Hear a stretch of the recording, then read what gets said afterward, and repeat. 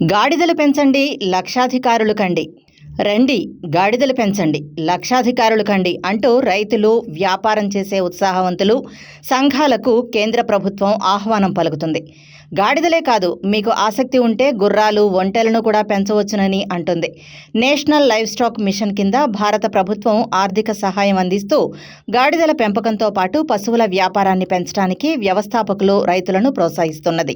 ఈ పథకం కింద గాడిదలు, గుర్రాలు, ఒంటెలు వంటి బ్రీడింగ్ ఫామ్లను ఏర్పాటు చేయడానికి వ్యక్తులు, రైతు గ్రూపులు, స్వయం సహాయ సంఘాలు, సహకార సంస్థలకు 50 లక్షల రూపాయల వరకు రాయితీతో కూడిన రుణాన్ని ఇస్తారు. గరిష్టంగా 50 లక్షల రూపాయల వరకు ఇచ్చే ఈ రుణంలో 50% ప్రభుత్వం సబ్సిడీగా అందజేస్తుందని కేంద్ర పశుసంవర్ధక, పాడి పరిశ్రమ శాఖ విడుదల చేసిన మార్గదర్శకాల్లో తెలిపింది.